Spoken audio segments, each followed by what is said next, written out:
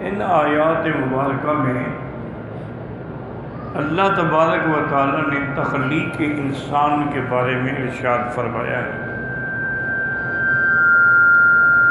یاد رکھیں کہ اللہ کی جو مخلوقات ہے لا تعد ولا تحصیٰ، لیکن مکلف جو ہیں وہ انسان اور جن ہیں۔ ملائکہ جو ہیں وہ معصوم ہیں، اور وہ تو اللہ کی نافرمانی کا سوچ ہی نہیں سکتے ہیں، اور نہ ہی ان میں قوات شہوانیہ ہیں اور نہ ہی قوات حیوانیہ ہیں۔ تو اللہ نے ملائکہ کو تو نور سے پیدا فرمایا، اور اللہ تبارک و تعالیٰ نے جنات کو جو ہے وہ آگ سے، آگ کیوں جب تیز لہب شعلے اٹھتے ہیں اس سے پیدا فرمایا، اور اللہ نے انسان کو یعنی جو سب کے باپ ہیں حضرت آدم، یہاں جنس انسان نہیں مراد، چونکہ مٹی کے بارے میں جو ذکر آیا ہے وہ آدم علیہ السلام کے بارے میں ہے، کہ اللہ نے فرمایا ہے کہ ان مثل عیسیٰ عند اللہ کمثل آدم خلقہ من تراب ثم قال له کن فیکون۔ لیکن ایک بات کا یہ بھی یاد رکھیں کہ صرف مٹی نہیں تھی، وہ مٹی کے ساتھ دیگر عناصر بھی تھے، لیکن جزو اعظم مٹی تھی۔ جیسے یوں دیکھیں نا کہ کوئی حکیم نسخہ لکھتا ہے تو کہتے ہیں اس کی جو اہم جز ہے نا وہ یہ ہے،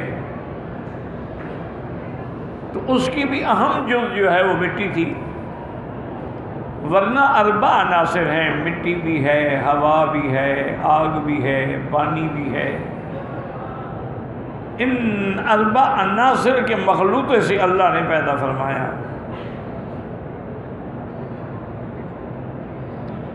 اسی لیے کسی جگہ من ترابن ہے، کسی جگہ من طین ہے، اور کسی جگہ من صلصال، کھٹکتی ہوئی کھنکتی ہوئی مٹی، یعنی جو گارا بن کے سوکھ جائے اور آواز دے، مارو تو آواز پیدا ہو۔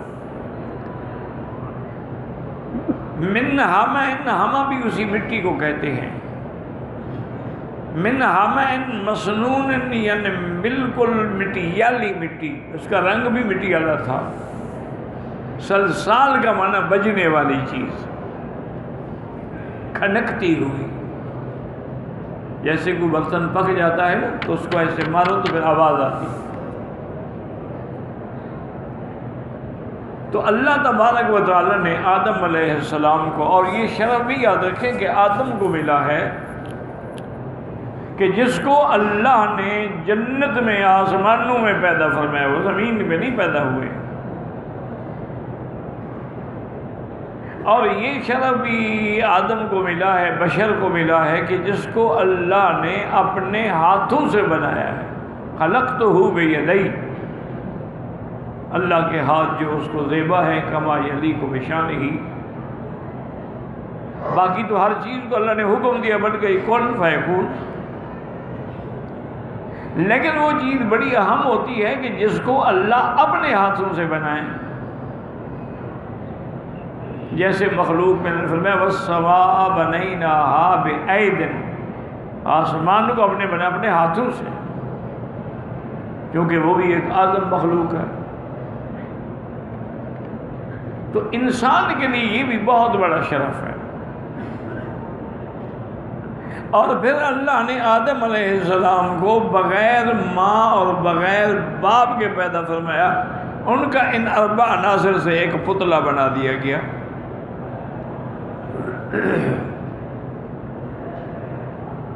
اور وہ جنت میں تھا اس وقت، ابلیس جو ہے ابھی یہ مردود نہیں بنا تھا، یہ اس وقت ملائکہ کے ساتھ رہتا تھا، اس لیے کثرت عبادت پر یا اپنے علم پہ کبھی ناز نہ کریں، آدمی کبھی بھٹک سکتا ہے۔ بڑے بڑے عابد بھٹک گئے، بڑے بڑے علماء گمراہ ہو گئے، کوئی شیعہ بن گیا، کوئی خارجی بن گیا، کوئی رافضی بن گیا، کوئی معتزلی بن گیا، حالانکہ وہ بڑے بڑے عالم ہیں، بڑے علماء ہیں۔ آپ حیران ہوں گے کہ قرآن کی تفسیر میں زمخشری اور کشاف، زمخشری تفسیر کشاف ہے، اس کا ایک مقام ہے۔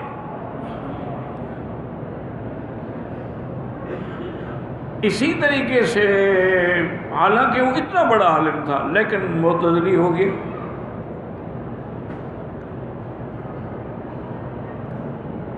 اللہ کی قدرت ہے۔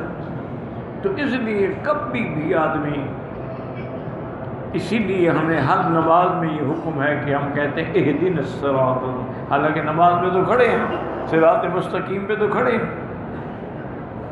لیکن معنی یہ ہے کہ اللہ اس پہ ثابت قدم رکھنا کہ موت تک ثابت قدم رہے، توفیق ہدایت عطا فرما۔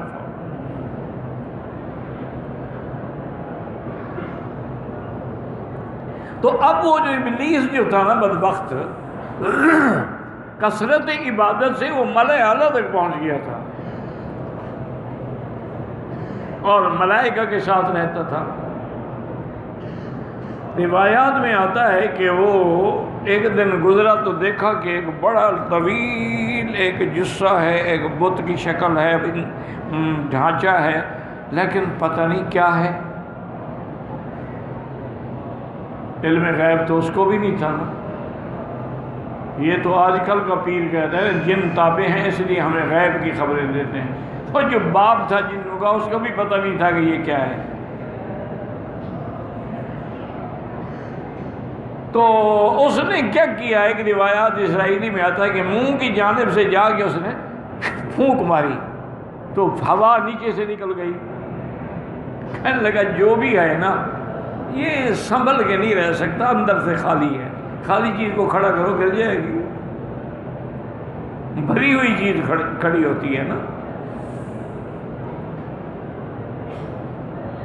تو اب جب اللہ نے حضرت آدم علیہ السلام کو، اور بغیر ماں اور بغیر باپ کے، ایک بات ہمیشہ دماغوں میں رکھتے جائیں، یہ اس کا کمال قدرت ہے، وہ چاہے تو نور سے پیدا کرے، وہ چاہے تو نار سے پیدا کرے، وہ چاہے تو مٹی سے پیدا کرے، وہ چاہے تو بغیر باپ کے صرف ماں سے پیدا کرے، وہ چاہے تو بغیر ماں اور باپ کے پیدا کرے، وہ چاہے تو جوڑوں سے پیدا کرے، یہ اس کا کمال قدرت ہے۔ بی بی مریم پیدا، یہ حضرت عیسیٰ پیدا ہوئے تو باپ نہیں ہے، حضرت آدم کا نہ باپ ہے نہ ماں ہے۔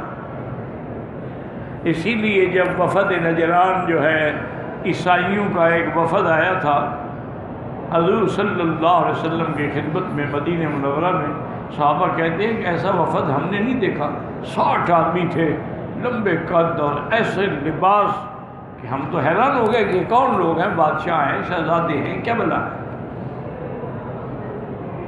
انہوں نے کہا ہم نے حضور پاک سے ملنا ہے۔ ان کا سردار جو تھا نا اس کا نام تھا عبد المسیح۔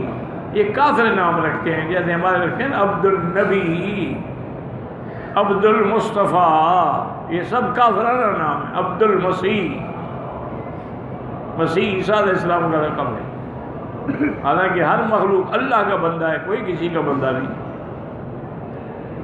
یہ نام سارے شرکیہ نام ہیں، پیر بخش، فقیر بخش، حسین بخش، رسول بخش، نبی بخش، سب کافرانہ نام، کوئی اولاد بخشنے والا نہیں سوا اللہ کا۔ ایسے نام ہیں تو ان کو بدل دینا چاہیے۔ انہوں نے کہا حضور ہم آئے ہیں اصل میں آپ سے کچھ مسائل پہ مکالمہ کرنا ہے، بات کرنی ہے۔ اصل میں عیسائی بڑے نصرانی سمجھکار قوم تو ہے نا، انہوں نے دیکھ لیا کہ سارا جزیرہ عرب تو فتح ہو گیا ہے، اسلام غلبہ ہو گیا، تو اب ہماری کیا طاقت رہ گئی باقی۔ اس لیے بہتر ہے کہ ہم کوئی صلح کا راستہ ڈھونڈیں۔ بڑی سمجھدار قوم ہے، جب ان کو غرض پڑے نا یہ بیٹا بن جاتا ہے، غرض نکل جائے تو باپ بھی نہیں بنتا۔ یہ انگریز جو ہے نا یہ وقت گرگٹ کی طرح رنگ بدلتا ہے. حضور نے فرمایا کہ میں تو چاہتا ہوں کہ بات کریں. صحابہ نے پوچھا حضور ان کو کہاں ٹھہرائیں؟ اور ریسٹ ہاؤس اور گیسٹ ہاؤس تو نہیں تھے نا حضور کے پاس. اور میں مسجد میں ٹھہرا اور کہاں ٹھہرا؟ مسجد میں ٹھہرا دو اور جو سادہ کھانا ہے وہ بھی پیش کرو، نہ کھائیں ان کی مرضی.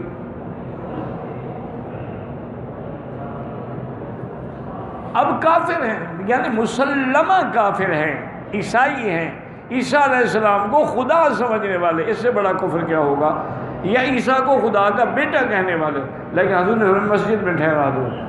ہمارا مسلمان کہتے ہیں تبلیغی جماعت والوں کو مسجد میں نہ ٹھہرنے دینا، مسجد پلید ہو جائے گی.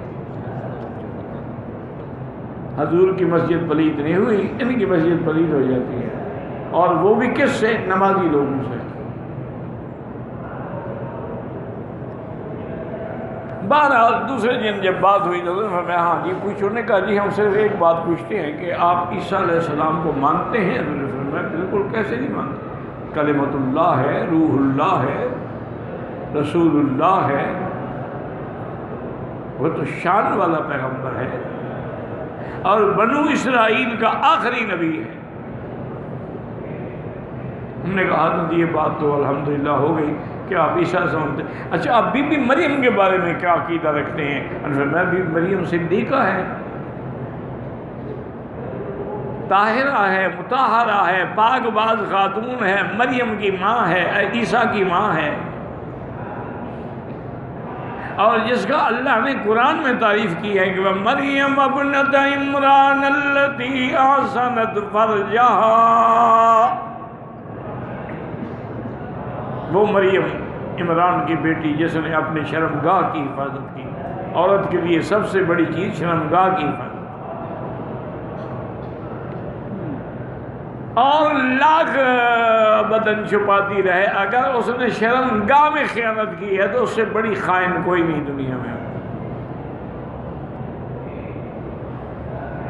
اللہ اور بھی تو تعریف کر سکتے تھے نا کہ اس کی کلام اچھی تھی، اس کا بدن اچھا تھا، وہ نہیں فرمایا احسنت فرجہا.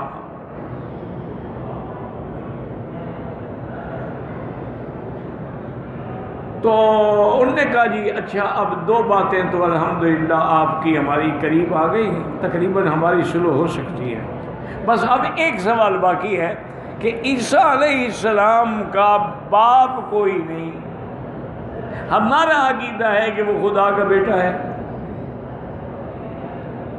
آپ پوری دنیا میں ہمیں کوئی لڑکا دکھا سکتے ہیں جس کا باپ نہ ہو؟ اگر کوئی ایسی مثال ہے تو آپ بتائیں، ہم غور کریں گے. نہیں ہے تو پھر ہماری بات مان لیں کہ اللہ کا نظام یہی ہے کہ دو جوڑے سے بچہ پیدا ہوتا ہے. فَلْيَنْظُرِ الْإِنسَانُ مِمَّ خُلِقَ مِن مَّاءٍ دَافِقٍ يَخْرُجُ مِن بَيْنِ الصُّلْبِ وَالتَّرَائِبِ. اللہ نے اسی لیے ہر چیز کا جوڑا بنایا ہے. وَمِن كُلِّ شَيْءٍ خَلَقْنَا زَوْجَيْنِ. تو اگر حضرت عیسیٰ کا آپ کہتے ہیں باپ نہیں ہے تو اور بھی تو کوئی مثال دینا تاکہ ہم کہیں اچھا جی ایسا ہوتا ہے. تو اللہ نے قرآن نازل کیا ان مثل عیسیٰ عند اللہ کمثل آدم خلقه من تراب ثم قال له كن فيكون. اللہ نے فرمایا میرا مدنی آپ ان کو کہیں کہ تم تو باپ کو رو رہے ہو، آدم کا تو نہ باپ ہے نہ ماں ہے. اگر باپ نہ ہو تو وہ اس کا بیٹا بن جاتا ہے، جس کا باپ بھی نہ ہو ماں بھی نہ ہو تو پھر وہ خدا بن جائے گا، یہ آدم کا بیٹا بنے گا. اب تو ان میں کوئی جواب تھا ہی نہیں، کیا جواب دیں؟ اور پھر اللہ کے قرآن کا اور حق کا کوئی جواب نہیں دے. حق حق ہوتا، جاء الحق وزهق الباطل. جب حق آتا ہے تو باطل مٹ جاتا ہے. اسی طرح قرآن میں بل نضرب بالحق علی الباطل، ہم حق سے مارتے ہیں باطل پر، وَيَدْمَغَهُ، اس کا دماغ پھٹ جاتا ہے. اب چپ ہو گئے. انہوں نے کہا حضور اچھا ہمیں سوچنے کا موقع دیں. میں اب تو مسئلہ حل ہو گیا، مسلمان ہو جاؤ. انہوں نے کہا جی ہمیں سوچنے کا موقع دیں. فرمایا ٹھیک ہے سوچو. اللہ نے مزید آیات مباہلہ نازل فرما دی کہ میرا محبوب اب یہ آپ کے ہاتھ آئے ہوئے ہیں، ان کو بھاگنے نہ دیں.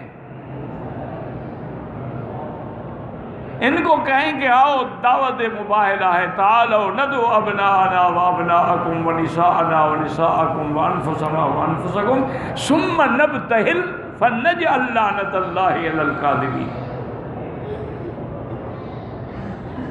کہ تم بھی بلاؤ اپنے گھر والوں کو، ہم بھی بلاتے ہیں اور ایک میدان میں کھڑے ہو جاتے ہیں، اللہ سے دعا مانگتے ہیں کہ اللہ جو جھوٹا ہے اس کو ہلاک کر دے. جب حضور نے دعوت مباہلہ دی، انہوں نے کہا جی ہمیں پھر سوچنے دیں. پھر جب انہوں نے مشورہ کیا، عبد البصیر سے پوچھا، پڑھا تو ان کا وہی تھا نا جی. اور بھی راہب تھے، ان کے بڑے بڑے رہبان تھے، بڑے بڑے پیر اور مولوی صاحب تھے. ان سے پوچھا، انہوں نے کہا لا تبتہلو، اس کے ساتھ مباہلہ نہ کرو، اللہ کا سچا نبی ہے، نصرانیوں کی بیج ختم ہو جائے گا، بس اب جان چھڑاؤ. انہوں نے کہا حضور ہم سلو کرنے کے لیے تیار ہیں، ہم جزیہ دیں گے مسلمانوں کو، ہر سال جزیہ ادا کریں گے، لیکن ہم مباہلہ نہیں کرتے آپ کے مقابلے پر. حضور نے فرمایا کہ اگر وہ مباہلہ کرتے لَإِسْتَرَمَتِ الْوَادِي نَارًا، وادی سے آگ اٹھتی جن کو جلا کے بھسم کر دیتی، لیکن وہ سمجھدار تھے، انہوں نے مقابلہ نہیں کیا. تو ثابت یہ ہوا کہ آدم کو بھی اللہ نے مٹی سے پیدا کیا ہے. اور سب انسانوں کے باپ کون ہیں؟ ہاں جی اچھا، حضور نے فرمایا کہ میں کس کا بیٹا ہوں؟ انا سید ولد آدم، میں بھی اولاد آدم میں ہوں لیکن ان کا سردار ہوں. اچھا یہ مسئلہ آپ نے کہیں دیکھا ہے کہ باپ تو مٹی کا ہو، بیٹا نور کا ہو؟ یعنی باپ کی جنس اور ہو، بیٹے کی جنس اور ہو، یہ کبھی ہو سکتا ہے؟ لیکن ہمارے جاہلوں نے، عقیدت ہے ہماری کہ حضور نور ہے. عقیدت کا معنی کیا کر رہے ہو کہ پورا دین ختم ہو جائے گا، اور نور کی تو بیوی نہیں ہوتی، نور کی تو اولاد نہیں ہوتی. اگر حضور نور ہے تو پھر ان کی بیوی، ان کی اولاد، ان کی بیٹیاں کس کی طرف نسبت کرو گے؟ وہ تو پورا دین اجڑ جائے گا، اسلام ختم ہو جائے گا. اور پھر نص قطعی کا انکار ہے. جب قرآن کہتا ہے کہ اعلان کر دو انما انا بشر مثلکم، تو اب اللہ نے جب حضرت آدم علیہ السلام کو پیدا فرما دیا تو ایک حکم بھی جاری فرمایا. یہاں جو ہے نا اختصار ہے، یاد رکھو. آدم کو مٹی سے پیدا کیا، والجان یعنی ابو الجان ابلیس. بعض علماء کہتے ہیں نہیں، ابلیس الگ ہے، جان الگ ہے، ہیں دونوں جن، لیکن جنوں کو لے کے اصل بات یہ ہے کہ دونوں ایک ہیں. فرق صرف اتنا ہے، ابلیس ان جنوں کو کہتے ہیں جو متمرد ہیں، جو شیاطین ہیں. جو متمرد اور سرکش نہیں ہے وہ جن ہے. جنوں میں مسلمان بھی ہیں، جنوں میں صحابہ بھی ہیں، جنوں میں علماء بھی ہیں، محدثین بھی ہیں. وہ بھی ایک اللہ کی مخلوق ہے، ہمیں نظر نہ آئے لیکن وہ تو ہمیں دیکھتے ہیں نا. اچھا ہمارے کئی مدارس ہیں جس میں جن پڑھتے ہیں، باقاعدہ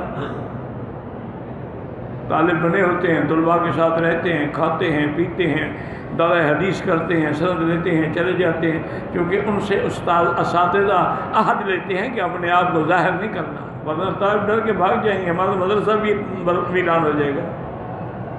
کبھی کبھی غلطی کر جاتے ہیں پھر ان کو نکال دیا جاتا ہے. تو اصل یہی ہے کہ وہ جن ہے، جیسے کہ قرآن نے دوسری جگہ فرمایا ہے کان من الجن ففسق عن امر ربه. اللہ کے حکم سے انکار کیا، مردود ہوا، شیطان بنا۔ لیکن یاد رکھو کہ اس کو کس چیز سے پیدا کیا؟ اللہ نے فرمایا من نار السموم، یعنی لہب، آگ کا شعلہ۔ اسی لیے کسی انسان کا جن سے رشتہ نہیں بن سکتا، یعنی کوئی انسان کسی جنی عورت سے شادی کرے نہیں ہو سکتا، یا کوئی جن کسی انسی عورت سے شادی کرے، یہ تبادل تناسب ناجائز ہے۔ کیوں؟ وہ تو آگ ہے، اس کو جلا کے رکھ دے گا۔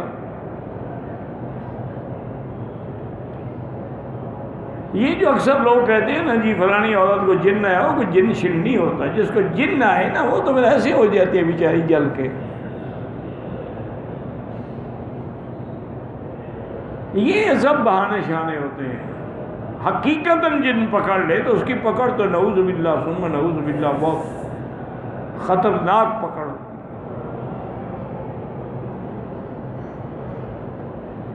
اور پھر وہ آگ سے پیدا ہوا ہے۔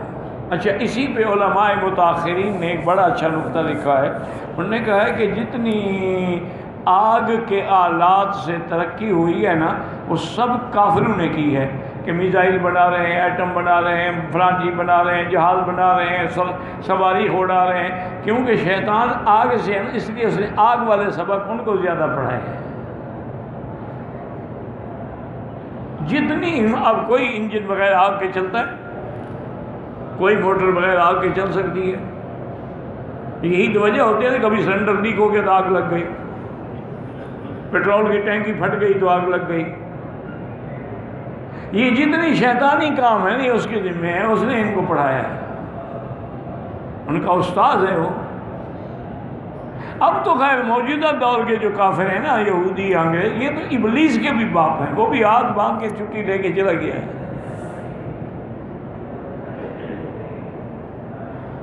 یہ تو ابلیس کے بھی باپ ہیں، یہ تو ملکوں کو لڑا دیں، قوموں کو لڑا دیں، علاقے کے علاقے برباد ہو جائیں۔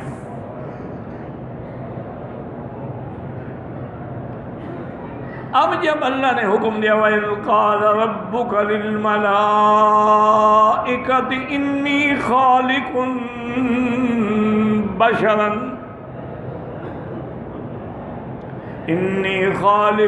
بَشَرًا مِّن صَلْصَالٍ مِّنْ حَمَإٍ مَّسْنُونٍ۔ دوسری آیت میں اللہ نے فرمایا اذ قال ربک للملائکۃ انی جاعل فی الارض خلیفہ۔ تو اللہ نے خلیفہ بھی کہا ہے، اللہ نے اسی کو بشر بھی کہا ہے، اللہ نے اسی کو آدم بھی کہا ہے۔ قلنا یا آدم اسکن انت وزوجک الجنہ۔ تو بشر کہنا توہین نہیں، یہ تو شان ہے۔ اور یہ بھی بتلا دیا خالق بشرا من صلصال، کھنکتے ہوئے گارے سے میں آدم کو پیدا کرنا چاہتا ہوں، لیکن ایک میرا حکم یاد رکھیں فَإِذَا سَوَّيْتُهُ وَنَفَخْتُ فِيهِ مِن رُوحِي، جب میں اس کو پورا پیدا کر لوں اور اس میں اپنی روح ڈال دوں، چونکہ تمام روح اللہ نے پیدا کی ہے نا، جو اس میں بھی ڈالی جائے گی وہ بھی اللہ کی روح ہے نا۔ بعض میں کہتے ہیں من روحی، من تبعیدیہ یعنی بعد روحی، فقعوا لہ ساجدین، تم سب اس کے آگے سجدہ کرنا۔ تو یاد رکھیں کہ اصل میں قرآن پاک کے اسلوب الگ ہوتے ہیں۔ حالانکہ یہ نہیں ہے کہ جب پیدا کروں روح پھونکوں تو فوراً سجدے میں گر جاؤ، وہ تو پھر آدم کی روح پھونکی گئی، آدم بن گئے، پھر علم آدم الاسماء کلہا، پھر فرشتوں کا امتحان ہوا، انبئونی باسماء ہؤلاء ان کنتم صادقین، پھر حکم ملا کہ سجدہ کرو۔ لیکن یہاں اختصار ہے کہ نتیجہ کیا؟ نتیجہ تو یہی ہے نا کہ فقعوا لہ ساجدین۔ اچھا، اب یہ سجدہ کون سا تھا؟ یہ سجدہ جو ہے اس سے مراد صرف حقیقتاً سجدہ تھا یا اظہار عظمت آدم تھی کہ بھئی اس کے آگے جھک جاؤ؟ اگر حقیقتاً بھی سجدہ ہو تو پھر وہ اللہ کے حکم سے ہے نا، خود اپنی طرف سے تو نہیں کر رہے نا۔ یہ ہمارے آج کل کے اہل بدعت کہتے ہیں نا جی کہ اگر آدم کو سجدہ جائز ہے تو آدم کی اولاد اولیاء اللہ کو سجدہ جائز کیوں نہیں؟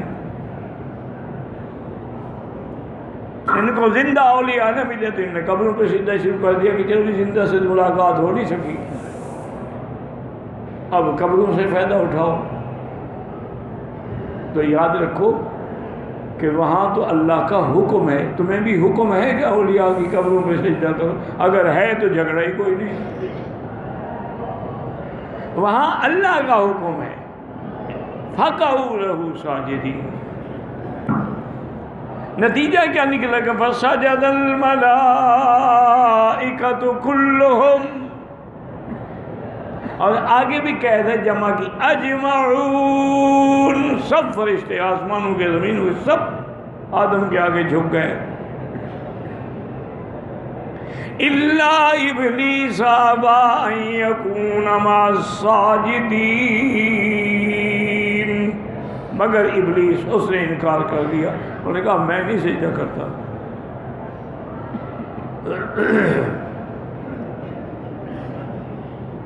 بعض علماء کہتے ہیں کہ ابلیس کو تو حکم بھی نہیں دیا گیا تو پھر اس پہ کیوں ناراضگی آ گئی؟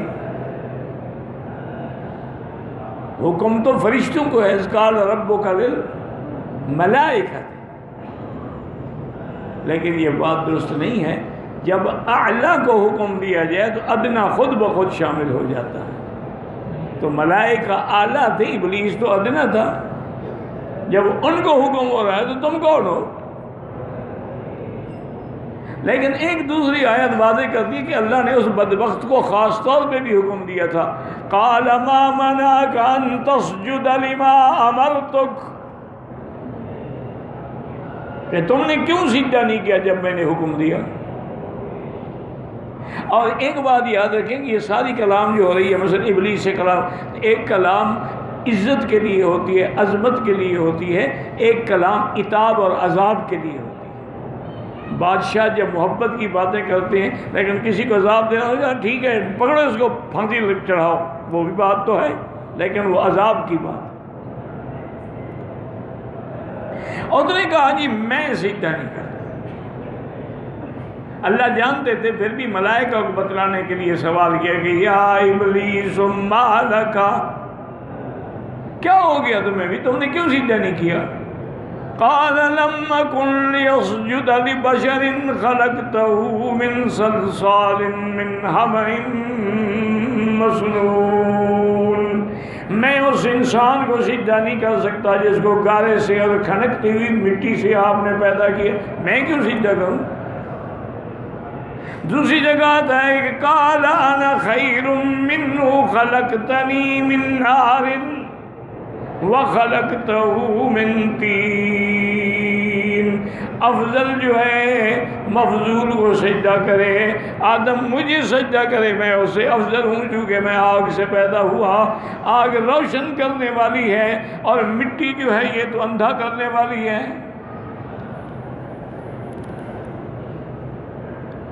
لیکن ایک یاد رکھیں، ایک وقت آئے گا کہ جب قیامت میں اللہ اپنے کرم سے مومن جو جنت میں گئے وہ تو گئے نا، جو گناہ گار جہنم میں پڑے تھے ان کو بھی نکالیں گے، تو ابلیس جب دیکھے گا تو حسد کر کے کہے گا وَيَقُولُ الْكَافِرُ يَا لَيْتَنِي كُنْتُ تُرَابًا، کاش میں بھی مٹی کا ہوتا تو آج میں بھی بچ جاتا۔ لیکن اس وقت حسرت اور تندم جو ہے وہ کوئی فائدہ نہیں دے گا۔ تو اس نے انکار کر دیا۔